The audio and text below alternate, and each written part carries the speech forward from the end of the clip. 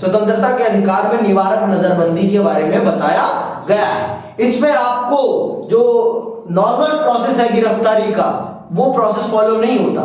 Normal process क्या है गिरफ्तारी का, कि आपको पहले वारंट दिखाया जाएगा कि आपको क्यों गिरफ्तार किया जा रहा है, आपको कारण बताया जाएगा। लेकिन निवारक नजरबंदी के अंतर्गत ऐसा नहीं होता। निवारक नजरबंदी के अंतर्गत आपको इसलिए गिरफ्तार किया जाता है कि आप कोई अपराध कर सकते हैं इन फ्यूचर, और आपको 3 महीने तक बिना मजिस्ट्रेट के सामने अर्थात बिना कोर्ट के सामने प्रस्तुत किए आपको जेल में रखा जा सकता है। और नॉर्मल प्रोसेस में क्या होता है कि आपको कारण भी बताएंगे और 24 घंटे के अंदर आपको मजिस्ट्रेट के सामने प्रस्तुत करेंगे, और मजिस्ट्रेट निर्धारित करेगा कि आपकी गिरफ्तारी का कारण सही है या नहीं, आपको जेल भेजा जाना चाहिए या आपको घर भेजा जाना चाहिए। लेकिन यहां ऐसा नहीं होता, यहां इसके विपरीत होता है।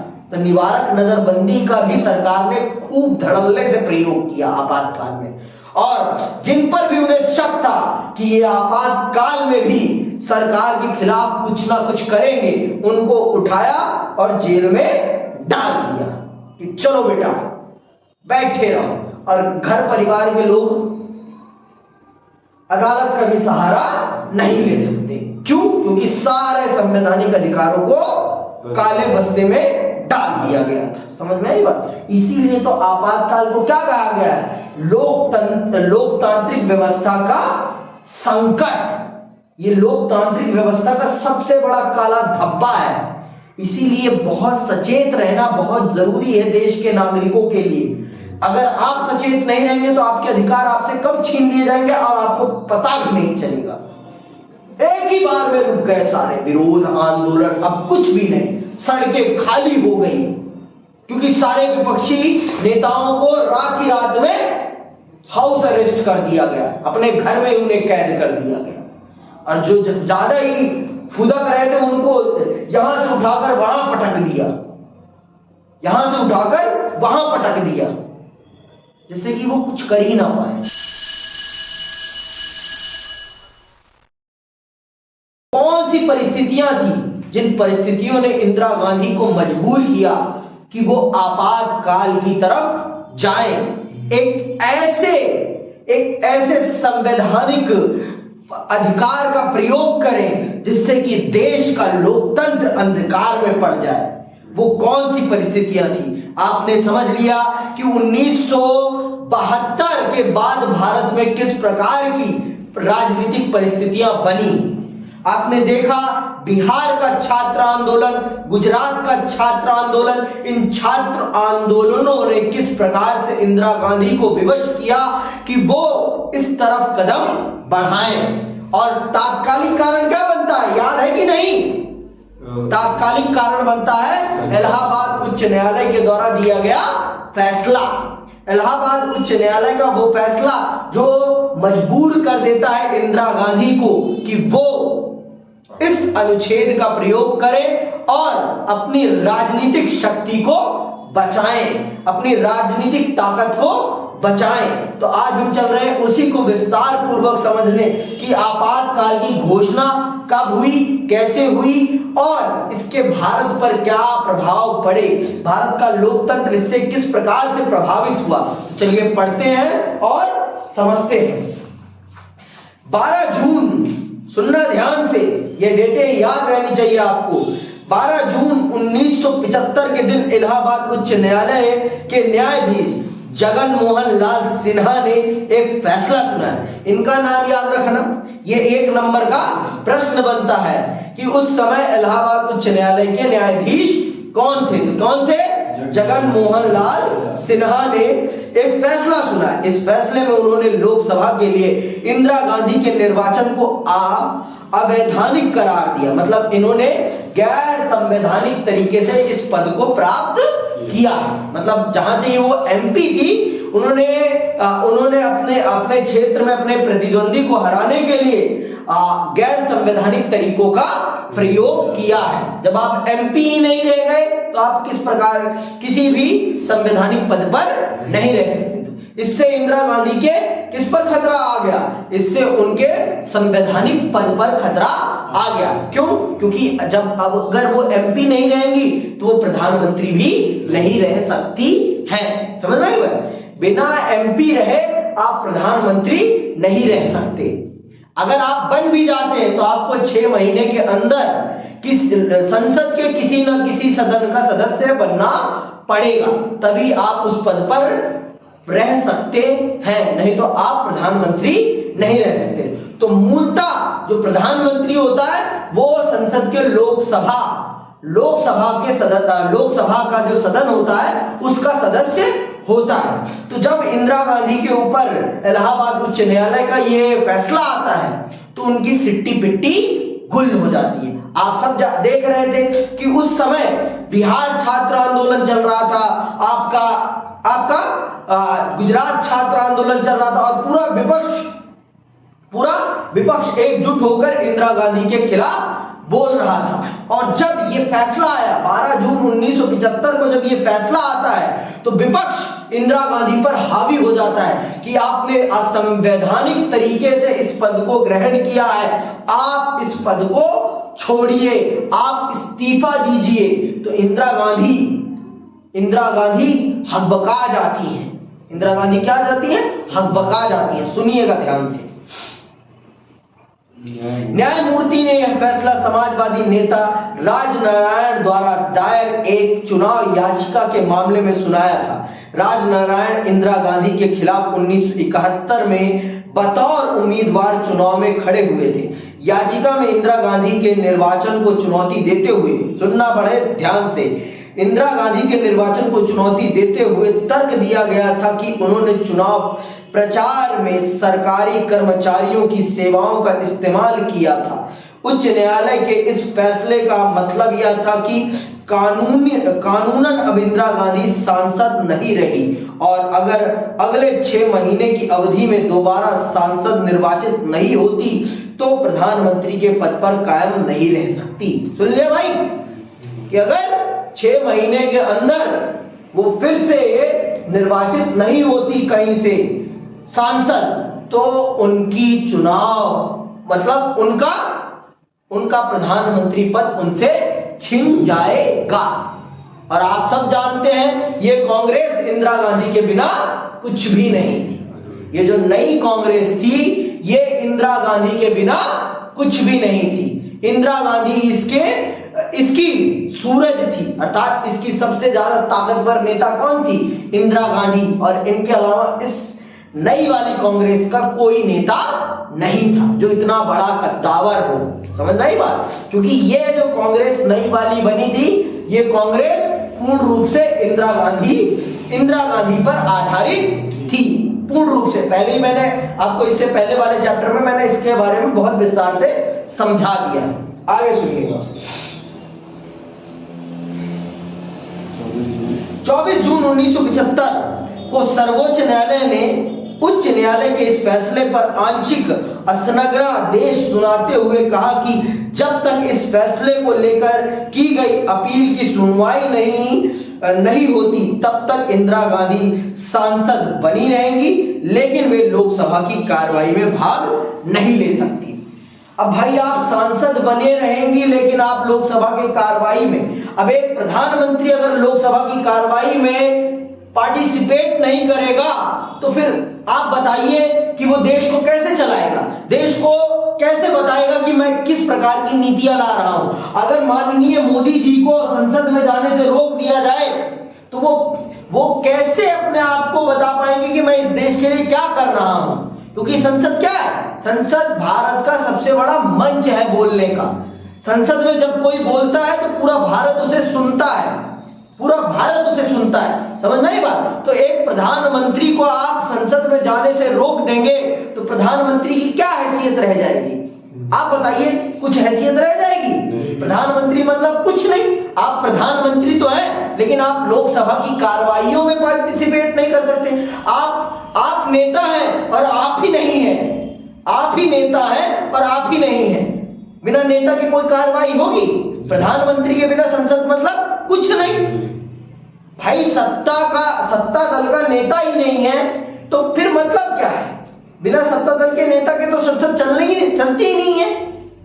समझ में आई बात? बिना प्रधानमंत्री के तो संसद काम ही नहीं कर पाएगी ना, संसद काम ही नहीं कर पाएगी। सर्वोच्च न्यायालय ने उस आदेश को स्थगित कर दिया और कहा जब तक इस अपील पर हम सुनवाई नहीं करते तब तक ये रहेगा फैसला कि इंदिरा गांधी सांसद बनी रहेंगी, लेकिन वो पार्लियामेंट लोकसभा में नहीं जा सकती हैं। तो फिर मतलब क्या? अब विपक्ष के लिए ये मौका क्या था? स्वर्णिम अवसर था। उन्होंने इस अवसर को भुना। जयप्रकाश नारायण ने पहले ही कह दिया था कि यह संपूर्ण क्रांति होगी। जब उन्हें इस बात का पता चला तो उन्होंने रामलीला मैदान में रैली आयोजित कर दी। उन्होंने रामलीला मैदान में रैली आयोजित कर दी। क्या हुआ उस रैली में सुनना। और उस रैली के बाद उस जन समर्थन के बाद इंदिरा गांधी भयभीत हो गई कि अब मेरी सत्ता नहीं बचेगी, अगर मैंने ये नहीं किया तो। उनके प्रिय पुत्र संजय गांधी और उनके सलाहकार जितने भी थे, राजनीतिक सलाहकार, उन्होंने उन्हें फिर ये सलाह दी कि आपको अगर अपनी सत्ता बचानी है तो आपको इस प्रकार का संवैधानिक कदम उठाना चाहिए। सुनना बहुत ध्यान से। संकट और सरकार का फैसला, बहुत ध्यानपूर्वक सुनो। एक बड़ी राजनीतिक संघर्ष के लिए अब मैदान तैयार हो चुका था। जयप्रकाश की अगुवाई में विपक्षी दलों ने इंदिरा गांधी के इस्तीफे के लिए दबाव डाला। इन दलों ने 25 जून 1975 को सुन लो, 25 जून 1975 को दिल्ली के रामलीला मैदान में एक विशाल प्रदर्शन किया। जयप्रकाश नारायण ने, अंडरलाइन करना, जयप्रकाश नारायण ने इंदिरा गांधी से इस्तीफे की मांग करते हुए राष्ट्रव्यापी सत्याग्रह की घोषणा की। जेपी ने सेना, पुलिस और सरकारी कर्मचारियों का आह्वान किया कि वे सरकार के अनैतिक और अवैधानिक आदेशों का पालन न करें। इससे भी सरकारी कामकाज के ठप हो जाने का अंदेशा पैदा हुआ। देश का राजनीतिक मिजाज अब पहले से कहीं ज्यादा कांग्रेस के खिलाफ हो गया। भाई, प्रधानमंत्री पे आरोप लगने का मतलब समझते हो आप? पूरी पार्टी पर आरोप लगना। और एक अदालत ने, छोटी मोटी अदालत नहीं, उच्च न्यायालय ने, हाई कोर्ट ने उन्हें सजा भी सुना दी थी। बड़ी बात हो जाती है। पूरा मीडिया, अब आप जानते हो भाई, प्रधानमंत्री क्या है? इस भारतीय राजनीति का क्या है? वो सूरज है। भारतीय राजनीति का क्या है? वो सूरज है। पूरा भारतीय मीडिया उसी के इर्द गिर्द घूमता है। आप भी देखते हो, मोदी जी चलते रहते हैं पूरा दिन, कि नहीं चलते? तो सेम यही था, तब भी ऐसी थी। भाई, प्रधानमंत्री के इर्द गिर्द होने वाली गतिविधियां ही राजनीति है, क्योंकि वही शक्ति का पिलर है। तो प्रधानमंत्री पर जब ये आक्षेप लगा और जब इलाहाबाद उच्च न्यायालय ने उन पर यह आरोप लगाया, मतलब उन्हें दोषी करार दिया, तो विपक्ष के लिए ये क्या था? स्वर्णिम अवसर। और फिर जयप्रकाश नारायण जी ने जो इसे भुना और रामलीला मैदान में जो 25 जून 1975 को रैली हुई ना भाई, पूरा मैदान खचाखच भरा, खचाखच। और उन्होंने कहा, भारतीय सेना से, सरकारी कर्मचारियों से ये आह्वान किया कि आपको इस अवैधानिक सरकार की बातों को नहीं मानना चाहिए। क्यों? क्योंकि इन्होंने छल कपट के माध्यम से इस सत्ता को अपने अधीन किया। और आप सब जानते हैं कि उस समय परिस्थितियां अच्छी नहीं थी। जनता भी महंगाई से त्राहिमाम थी, जनता भी बदलाव चाहती थी। तो जनता ने फिर जेपी के साथ चलना स्वीकार किया। और फिर इंदिरा गांधी को जो खौफ आया, उसी खौफ ने उन्हें मजबूर कर दिया कि वो आपातकाल लगा दे। क्यों? क्योंकि अगर वो ऐसा नहीं करती तो उनका राजनीतिक करियर समाप्त हो जाता।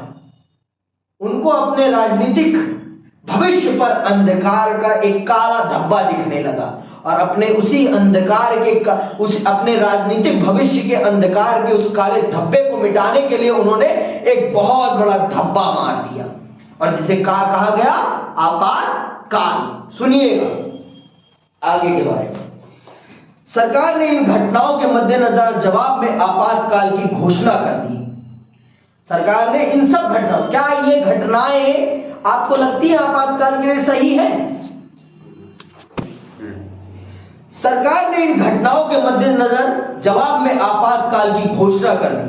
25 जून 1975 के दिन सरकार ने घोषणा की कि देश में गड़बड़ी की आशंका है। यह अंडरलाइन करना, सरकार ने क्या कहकर आपातकाल लगाया है? गड़बड़ी की आशंका है और इस तर्क के साथ उसने संविधान के अनुच्छेद 352 को लागू कर दिया। तो आपातकाल किस अनुच्छेद के अंतर्गत लागू हुआ था? 352। क्या है? 352 है अनुच्छेद जिसके अंतर्गत 1975 25 जून 1975 को भारत पर आपातकाल लगाया गया। ये 1 नंबर का सबसे बेहतरीन प्रश्न है। भारत में 1975 25 जून को लगने वाला आपातकाल संविधान के अनुच्छेद 352 के अंतर्गत लगाया गया था। और क्या कहा गया था? कि देश में अंदरूनी गड़बड़ी है। अब आप बताओ, आप इस प्रकार के आंदोलन को अंदरूनी गड़बड़ी मानेंगे? क्या ये किसी भी प्रकार का शस्त्र विद्रोह था कि सरकार को उखाड़ फेंकने के लिए जनता ने हथियार उठा लिए थे? और आपको पता है कि जयप्रकाश नारायण ने इस आंदोलन को जुड़ने से पहले क्या शर्त रखी थी कि यह आंदोलन अहिंसक होगा और यह आंदोलन राष्ट्र व्यापी होगा। उन्होंने 2 शर्तें रखी। तो क्या इससे देश में अशांति पैदा हो रही थी या देश को किसी भी प्रकार का नुकसान पहुंच रहा था? पर हाँ, सिर्फ एक व्यक्ति को नुकसान पहुंच रहा था, तो वो कौन थी? इंदिरा गांधी। इंदिरा गांधी के राजनीतिक भविष्य पर एक काला धब्बा लग रहा था। उस काले धब्बे को उन्होंने छुपाने के लिए एक बड़े से काले धब्बे को उसके ऊपर रख दिया और उसे क्या नाम दिया गया? आपातकाल। उसे क्या नाम दिया गया? आपातकाल। समझ में आई बात कि अभी भी नहीं आई? अब आ गई बात, आगे सुनिए। कहां तो इस अनुच्छेद के अंतर्गत प्रावधान किया गया है कि बाहरी अथवा अंदरूनी गड़बड़ी की आशंका हो जाए, अगर आपको लग रहा है कि ये हो सकता है, हो रहा है नहीं, हो सकता है, तो आप देश में आपातकाल लगा सकते। अब इन शब्दों को परिवर्तित कर दिया गया। पहले ये शब्द थे, पहले भारत के संविधान में आपातकाल लागू करने के लिए ये शब्द थे, लेकिन 1977 के बाद इन शब्दों को परिवर्तित कर दिया गया है। ठीक है, अब ये शब्द नहीं है। अब इस आधार पर आप अपनी आशंका के आधार पर आपातकाल नहीं लगा सकते कि आपको आशंका है, आपकी कल्पना में आपको लग रहा है कि कुछ गड़बड़ी होने वाली है, तो आप आपातकाल लगा दे देश में। ये संभव नहीं है। समझ में आई बात? सरकार का निर्णय था कि गंभीर संकट की घड़ी आन पड़ी है और इस वजह से आपातकाल की घोषणा जरूरी हो गई है। तकनीकी रूप से देखें तो ऐसा करना सरकार की शक्तियों के दायरे में था, क्योंकि हमारे संविधान में सरकार को आपातकाल की स्थिति में विशेष शक्तियां प्रदान की गई है। हमारी केंद्र सरकार के पास आपातकाल के दौरान वो उसी के पास ये अधिकार है कि वो निर्धारित करेगी कि आपातकाल लगेगा या नहीं। और आपातकाल लगने के बाद राज्य सरकारें अपने आप बर्खास्त हो जाती हैं। पूरा का पूरा देश किसके कंट्रोल में आ जाता है? केंद्र सरकार के। राज्य सरकारें अपने आप टर्मिनेट हो जाती हैं और पूरा देश केंद्र सरकार के इशारों पर चलने लगता है। समझ में आई बात? तो ये होता है। आपातकाल की घोषणा के साथ ही शक्तियों के बंटवारे का संघीय ढांचा व्यवहारिक तौर पर निष्प्रभावी, सुन रहे हो, यही बात मैंने आपको बताई अभी, निष्प्रभावी हो जाता है और सारी शक्तियां केंद्र सरकार के हाथ में चली आती है। दूसरे, सरकार चाहे तो ऐसी स्थिति में किसी एक अथवा सभी मौलिक अधिकारों पर रोक लगा सकती। ये सब कुछ 1975 के दौरान था। 1977 के बाद संविधान में संशोधन करके इन सब चीजों को सही कर दिया गया है। अब आपके मौलिक अधिकारों को रोका नहीं जा सकता, सिर्फ सीमित किया जा सकता है। पहले रोक सकते थे, लेकिन अब आपके मौलिक अधिकारों को सिर्फ सीमित किया जा सकता, कंट्रोल किया जा सकता है, टर्मिनेट नहीं किया जा सकता। समझ में आई बात? इस दौरान टर्मिनेट कर दिया गया था कि आपके पास अभी मौलिक अधिकार, आपातकाल के दौरान किसी के पास किसी भी प्रकार का मौलिक अधिकार नहीं है। यहां पे सुनना, जिसे चाहे उसे, जिसे के चाहे उसकी हत्या कर दी जाए। सरकार चाहे तो ऐसी स्थिति में किसी एक अथवा सभी मौलिक अधिकारों पर रोक लगा सकती है अथवा उनमें कटौती कर सकती है। संविधान के प्रावधान में आए शब्दों से यह स्पष्ट हो जाता है कि आपातकाल को वहां एक असाधारण स्थिति के रूप में देखा गया है, जब सामान्य लोकतांत्रिक राजनीति के कामकाज नहीं किए जा सकते। इसी कारण सरकार को आपातकाल की स्थिति में विशेष शक्तियां प्रदान की गई है। 25 जून 1975 की रात में प्रधानमंत्री ने राष्ट्रपति, उस समय राष्ट्रपति कौन थे ये भी याद रखना, 25 जून 1975 की रात में प्रधानमंत्री ने राष्ट्रपति फखरुद्दीन अली अहमद से आपातकाल लागू करने की सिफारिश की। राष्ट्रपति ने तुरंत यह उद्घोषणा कर दी। आधी रात के बाद सभी बड़े अखबारों के दफ्तर की बिजली काट दी गई। तड़के सवेरे बड़े पैमाने पर विपक्षी दलों के नेताओं और कार्यकर्ताओं की गिरफ्तारी हुई। 26 जून की सुबह 6 बजे एक विशेष बैठक में मंत्रिमंडल को इन बातों की सूचना दी गई, लेकिन तब तक बहुत कुछ हो चुका था। बिना मंत्रिमंडल से पूछे इंदिरा गांधी ने ये फैसला लिया और राष्ट्रपति साहब को मसौदा भेजा और राष्ट्रपति साहब फखरुद्दीन अली अहमद ने उस पर ठप्पा लगा दिया। आप सबको पता है कि भारत के राष्ट्रपति की क्या हैसियत होती है, आप सबको पता है। आप ये बात नहीं कहनी चाहिए, लेकिन मैं कह रहा हूं कि इस देश में कहने के लिए राष्ट्रपति का पद बहुत बड़ा है, कहने के लिए, लेकिन वास्तविक रूप में उसकी कोई वैल्यू नहीं है। कहने भर के लिए वो एक संवैधानिक पद जरूर है, उसकी अपनी गरिमा जरूर है, लेकिन उसकी वैल्यू कुछ नहीं है। वैल्यू कुछ नहीं है। आज आप खुद देखिए, इस देश में प्रधानमंत्री सारी चीजों का सब कुछ वही उद्घाटन करते हैं, लेकिन राष्ट्रपति को कुछ नहीं करने दिया जाता। थोड़ा तो कुछ उनके पद की मर्यादा रखी जानी चाहिए ना, लेकिन ऐसा होता नहीं हमारे देश में, क्योंकि हमारे देश में आज के समय दिखावा बहुत बड़ी चीज है। दिखावा बहुत बड़ी चीज है कि हर जगह मेरा ही चेहरा दिखना चाहिए, तभी जनता मुझे देखती रहेगी और मेरे बारे में ही सोचती रहेगी और एट द एंड मुझे ही जाके वोट डाल देगी। इस चीज की राजनीति बहुत ज्यादा हो गई है और इसे हमें भी समझना पड़ेगा। हम नहीं समझते इसे, और यही सबसे बड़ी गलती है। गलती यही होती है हमसे कि हम चीजों को सही ढंग से नहीं समझते, और समझना बहुत जरूरी है चीजों। राजनीति एक ऐसी चीज है जिसमें इंसान सबसे पहले अपना फायदा देखता है, फिर दूसरे का देखता है, पर होना इसका विपरीत चाहिए। यहां पर व्यक्ति को अपना नहीं, दूसरों का फायदा देखना चाहिए, लेकिन होता ऐसा नहीं है। समझ में आई बात? आगे सुनिए, इसके परिणाम क्या हुए। जब आपातकाल लागू हुआ तो इसके क्या परिणाम पड़े, ये भी जान लेते हैं। सुनिएगा ध्यान से। सरकार के इस फैसले से विरोध आंदोलन एक बार रुक गए। एक ही बार में रुक गए सारे विरोध आंदोलन। अब कुछ भी नहीं, सड़कें खाली हो गई, क्योंकि सारे विपक्षी नेताओं को रात ही रात में हाउस अरेस्ट कर दिया गया, अपने घर में उन्हें कैद कर दिया गया। और जो ज्यादा ही फुदक रहे थे उनको यहां से उठाकर वहां पटक दिया, यहां से उठाकर वहां पटक दिया, जिससे कि वो कुछ कर ही ना पाए।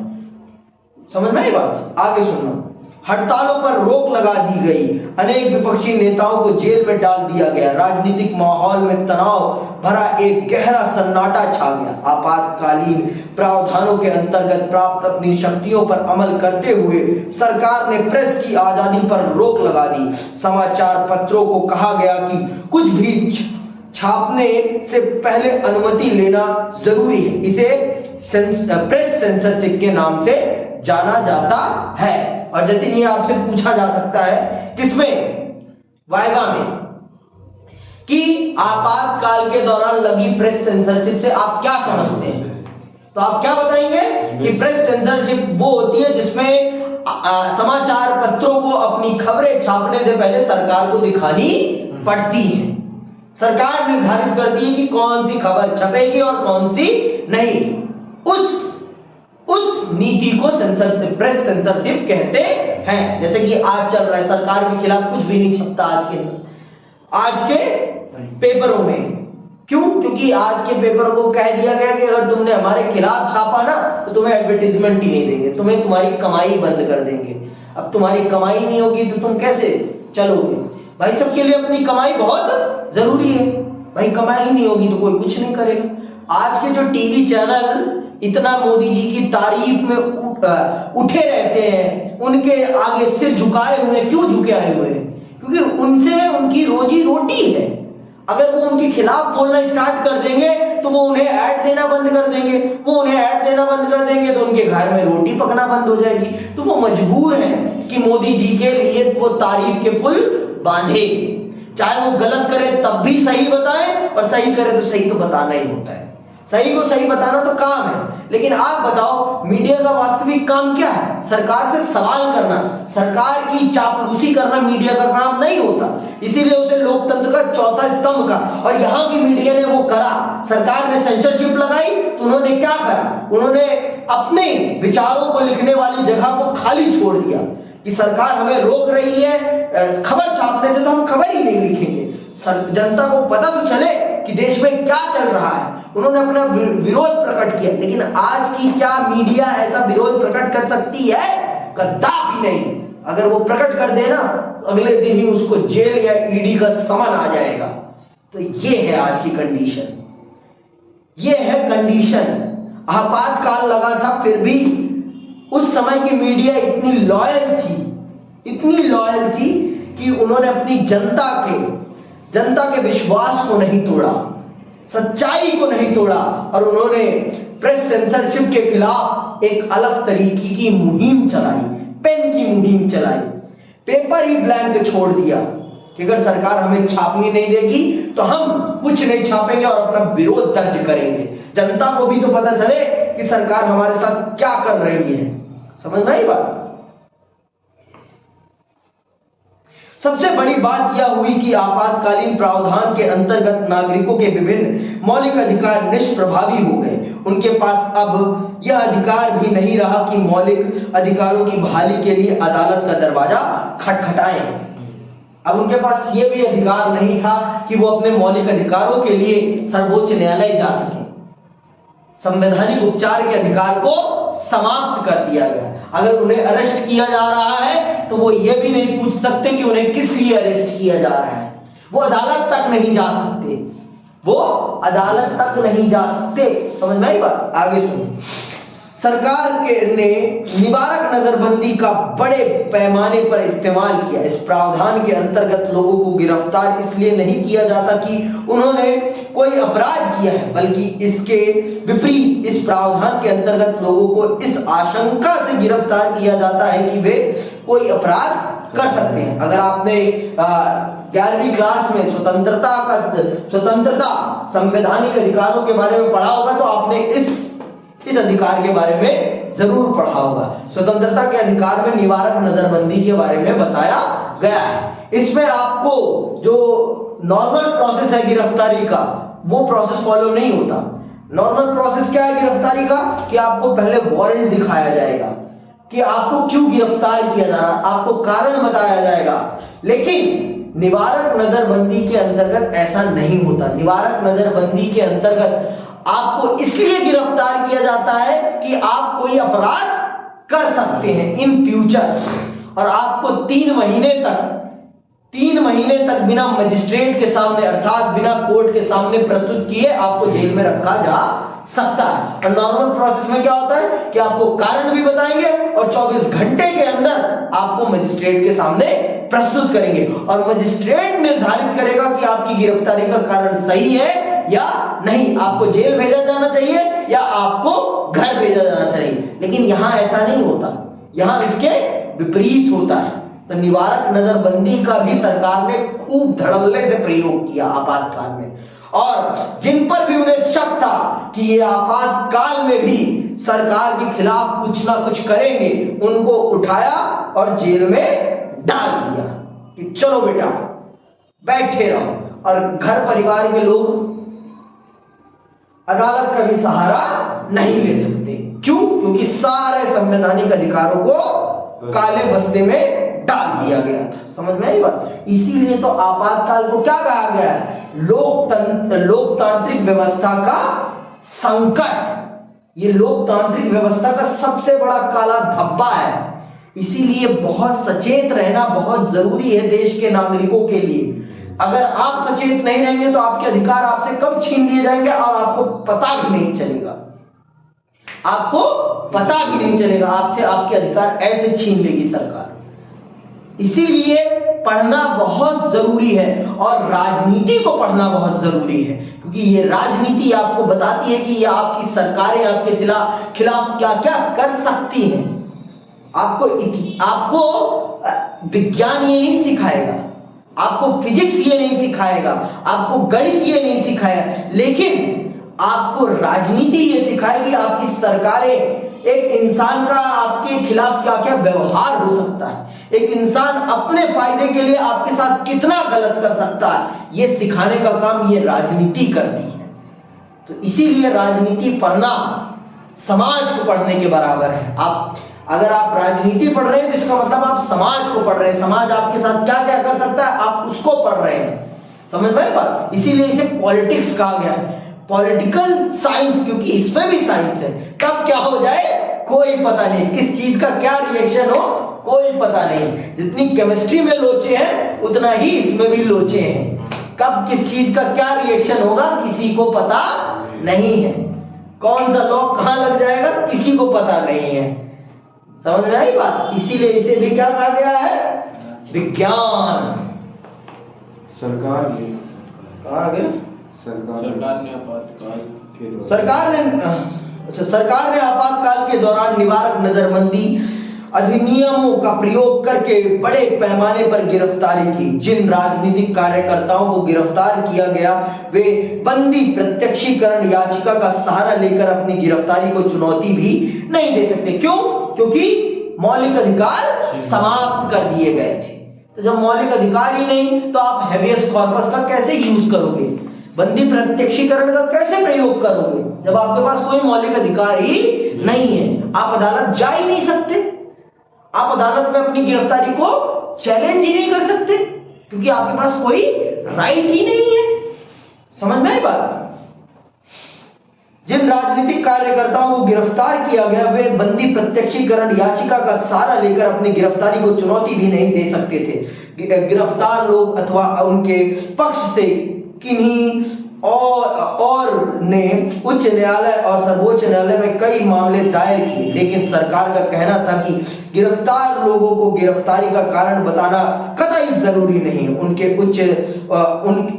अनेक उच्च न्यायालयों ने फैसला दिया कि आपातकाल की घोषणा के बावजूद अदालत किसी व्यक्ति द्वारा दायर की गई ऐसी बंदी प्रत्यक्षीकरण याचिका को विचार के लिए स्वीकार कर सकता है जिसमें उसने अपने गिरफ्तारी को चुनौती दी हो।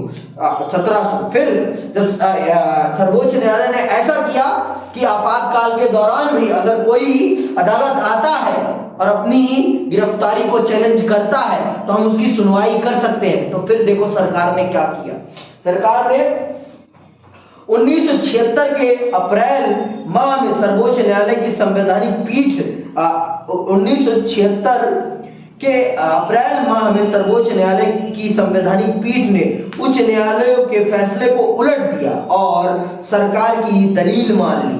इसका आशय यह था कि सरकार आपातकाल के दौरान नागरिक के जीवन और आजादी का अधिकार वापस ले सकती है। सर्वोच्च न्यायालय के इस फैसले से नागरिकों के लिए अदालत के दरवाजे बंद हो गए। इस फैसले को सर्वोच्च न्यायालय के सर्वाधिक विवादास्पद फैसलों में एक माना गया है। सर्वोच्च न्यायालय ने उच्च न्यायालय के उस फैसले को रद्द कर दिया, पलट दिया कि आपातकाल के दौरान हम किसी की भी सुनवाई नहीं कर सकते और इस मामले को सर्वोच्च न्यायालय के सबसे खराब फैसलों में से एक फैसला माना जाता है। अब आप देखिए कि क्या होता है अगर कुछ प्यादे बिठाए जाएं सत्ता में और हर जगह संवैधानिक संस्थाओं में प्यादे बिठाए जाएं तो सब चीजें आपके हिसाब से चलती हैं। सर्वोच्च न्यायालय का जज आपके लिए काम कर रहा है। उसका काम देश की जनता के अधिकारों की रक्षा करना है, देश के संविधान की रक्षा करना है, लेकिन वो रक्षा किसकी कर रहा है? प्रधानमंत्री की। क्या वो प्रधानमंत्री के पैसों पे पल रहा है कि इस देश की जनता के पैसों पे पल रहा है? आप मुझे बताओ। इस देश के करदाताओं के पैसे पे वो पल रहा है, लेकिन काम वो किसका कर रहा है? इस देश के प्रधानमंत्री का। क्यों भाई? क्योंकि उसे प्रधानमंत्री ने उस पद पर पहुंचाया है। प्रधानमंत्री ने उसे उस पद पर पहुंचाया है, इसलिए बस। समझ में आई बात? तो इसीलिए बहुत सचेत रहना बहुत जरूरी है। इसमें ये वही है जिसको 3 को हटाकर उसको बिठाया गया है। समझ में आई बात? पपलू को बिठाया गया इसीलिए क्योंकि उससे पहले के 3 जो थे वो सत्ता जो पावर में थी सरकार, उसके विरोधी थे। वो न्यूट्रल लोग थे। सरकार अगर कुछ करती तो वो सरकार का प्रतिकार करने के लिए तैयार थे। सरकार के हर असंवैधानिक काम को वो चुनौती देने के लिए तैयार थे। इसीलिए इंदिरा गांधी ने अपने लिए एक पपलू बिठाया सर्वोच्च न्यायालय में कि वो मेरे हिसाब से काम करे। समझ में आई बात? और आज हमारे यशस्वी प्रधानमंत्री भी यही करना चाहते हैं, लेकिन जो अभी वर्तमान समय के सर्वोच्च न्यायालय के न्यायाधीश हैं वो अप्रतिम हैं। वो सरकार को भी अपने नीचे रखते हैं। अभी जो न्यायाधीश हैं वो सर्वश्रेष्ठ न्यायाधीशों में से एक है। समझ में आया? वो बहुत ही अच्छे हैं। वो सरकार के चापलूस नहीं हैं। वो सरकार को अपनी चापलूसी करने के लिए मजबूर कर देते हैं कभी कभी। लेकिन तीनों संस्थाओं में बैलेंस पावर होना बहुत जरूरी है। कार्यपालिका, न्यायपालिका और विधायिका में तीनों अपने अपने कामों को करे तो बहुत अच्छा है। और इस समय विधायिका और कार्यपालिका तो एक ही होते हैं, क्योंकि आप जानते हो राजनीतिक कार्यपालिका में वही आता है जो विधायिका में पावरफुल होता है। समझ में आई बात? आगे सुनो, कहां तक आ गए भाई? आपातकाल की मुखालफत और प्रतिरोध की कई घटनाएं घटी। पहली लहर में जो राजनीतिक कार्यकर्ता गिरफ्तारी से बच गए थे वे भूमिगत हो गए और उन्होंने सरकार के खिलाफ मुहिम चलाई। इंडियन एक्सप्रेस और स्टेट्समैन जैसे अखबारों ने प्रेस पर लगी सेंसरशिप का विरोध किया। जिन समाचारों को छपने से रोका जाता था उनकी जगह ये अखबार खाली छोड़ देते। सेमिनार और मेन स्ट्रीम जैसी पत्रिकाओं ने सेंसरशिप के आगे घुटने टेकने की जगह बंद होना मुनासिब समझा। सेंसरशिप को धत्ता बताते हुए गुपचुप तरीके से अनेक न्यूज लेटर और लिफ्टेस निकले। पद्म भूषण से सम्मानित कन्नड़ लेखक शिवराम कारांत और पद्मश्री से सम्मानित हिंदी लेखक फणीश्वर नाथ रेणु ने लोकतंत्र के दमन के विरोध में अपनी अपनी पदवी लौटा दी। बहरहाल मुखालफत और प्रतिरोध के इतने प्रकट कदम कुछ ही लोगों ने उठाए, क्योंकि सब में दम नहीं होता। कि सब में दम नहीं होता कि वो सरकार से टकरा सके। और उस समय इंदिरा गांधी सरकार थी, उनके लिए एक कोट यूज होता था, Indira Gandhi is India, India is Indira Gandhi. समझ में आई बात? ये कोट यूज होता था उनके लिए। संसद ने संविधान के सामने कई नई चुनौतियां खड़ी की। इंदिरा गांधी के मामले में इलाहाबाद उच्च न्यायालय के संसद ने संविधान के सामने कई चुनौतियां खड़ी की। इंदिरा गांधी के मामले में इलाहाबाद उच्च न्यायालय के फैसले की पृष्ठभूमि में संविधान में संशोधन हुआ। इंदिरा गांधी ने अपने आप को उस फैसले से बचाने के लिए संविधान में ही संशोधन करा दिया। क्या कराया संशोधन? कि जो व्यक्ति प्रधानमंत्री के पद पर है उसके खिलाफ किसी भी प्रकार की न्यायिक प्रक्रिया नहीं हो सकती, मतलब उनके खिलाफ कोई केस फाइल नहीं कर सकता। सुनना भी ध्यान से। इस संशोधन के द्वारा प्रावधान किया गया कि प्रधानमंत्री, राष्ट्रपति और उपराष्ट्रपति पद के निर्वाचन को अदालत में चुनौती नहीं दी जा सकती है। सुन लिया भाई, कि अगर प्रधानमंत्री, राष्ट्रपति और उपराष्ट्रपति के निर्वाचन को अदालत में चुनौती नहीं दी जा सकती। इन पदों पे बैठे व्यक्तियों के खिलाफ अदालत नहीं जाया जा सकता। संविधान में संशोधन करा दिया गया। और सुनो, अभी नहीं है, अब तो कुछ नहीं है, सब समाप्त हो गया। 1977 में जब आप दूसरी सरकार बनी तो उसने इन सब संशोधनों को रद्द करा दिया। अभी बताऊंगा आगे आपको। आपातकाल के दौरान ही संविधान का 42वां संशोधन पारित हुआ। आप पढ़ चुके हैं कि इस संशोधन के जरिए संविधान के अनेक हिस्सों में बदलाव किए गए। 42वें संशोधन के जरिए हुए अनेक बदलाव में एक था देश की विधायिका के कार्यकाल को 5 से बढ़ाकर 6 साल करना। यह व्यवस्था मात्र आपातकाल की अवधि भर के लिए नहीं की गई थी, इसे आगे के दिनों में भी अस्थायी रूप से लागू किया जाना था। इसके अतिरिक्त अब आपातकाल के दौरान चुनाव को 1 साल के लिए स्थगित किया जा सकता था। इस तरह देखें तो 1971 के बाद अब चुनाव 1976 के बदले 1978 में करवाए जा सकते थे। तो इतना लंबा गैप लिया जा सकता था। सरकार ने अपने हित के लिए सारे हथकंडे अपना लिए अपने आप को बचाने के लिए। तो देख लीजिए आप, अगर आप अवेयर नहीं रहेंगे तो आपके अधिकारों को किस प्रकार से सरकार धज्जियां उड़ा सकती है, इसका जीता जागता प्रमाण है ये चैप्टर, जीता जागता प्रमाण है। और आज भी हमारे देश की जनता को यह समझना चाहिए कि आप अपने अधिकारों के प्रति अगर जागरूक नहीं होंगे तो आपकी सरकारें आपकी धज्जियां उड़ा देंगी और आपको पता भी नहीं चलेगा कि आपकी सरकारों ने आपके साथ क्या कर दिया।